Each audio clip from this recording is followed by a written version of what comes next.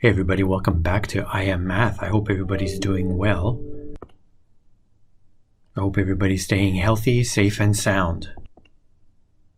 In last video, we discussed order of operations and we presented material for part 1. Today we're going to continue our treatment of order of operations with part 2.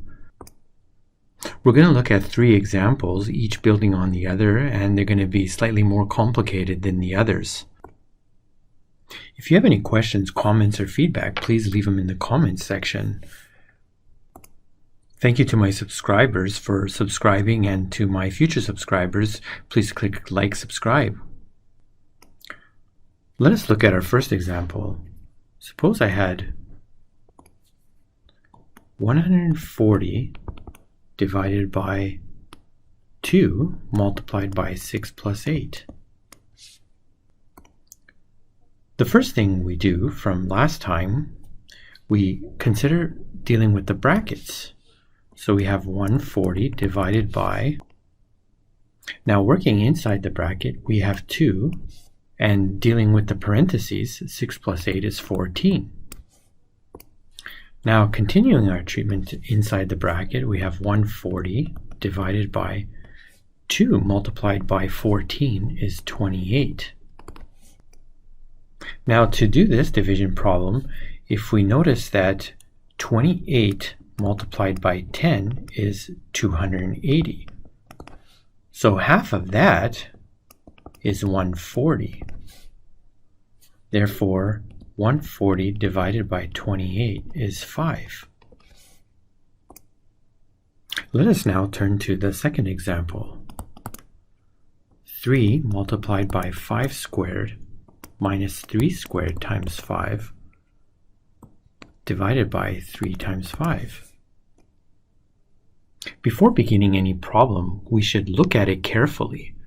And since this is a division problem, we can inspect the top and the bottom separately. If we look at the top, we notice that 3 times 5 is common to this term, as well as this term. So what we can do is we can pull out a 3 times 5. Doing that, the first term would have left with 5, since 3 times 5 times 5 is 3 times 5 squared, which makes up the first term. Then we have a minus, and dealing with the second term, 3 times 5, if we multiply that by 3,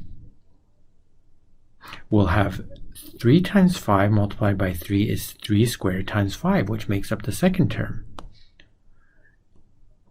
And then we have on the bottom 3 times 5. Continuing, we have 3 times 5. Dealing with the brackets, we have 5 minus 3, which is 2, all over 3 times 5. Now we notice that on the top we have 3 times 5, and on the bottom we have 3 times 5. So 3 times 5 divided by 3 times 5, that's just 1, multiplied by 2. Therefore, our final answer is just 2. You see how we start with something that looks very complicated, but then we reduce it to something that looks very simple. Let us look at example number 3. Suppose I had in brackets 4 plus 7 multiplied by 3 minus 1 all squared in brackets minus 4 times 6 divided by 2 in parentheses plus 4. That's all on the top. And then on the bottom we have in brackets 36 divided by 2 in parentheses divided by 3. So how do we proceed? This looks very complicated. Let us consider the top first. And working from left to right, we have 4 plus 7 in parentheses is 11. Then 3 minus 1 is 2, and squared, all brackets, minus. Then we have, working left to right in parentheses, 4 by 2, which is 18, divided by 3. Now continuing on top, we have 11 times 2 squared, which is 4, minus 24 divided by 2, which is 12 plus 4. And then on the bottom, we have 18 divided by 3, which is 6. Now on top, we have 11 times 4, which is 44, minus 12 plus 4, which is minus 8, divided by 6. Now 44 minus 8 is 36, divided by 6, which is just 6. So the final answer is...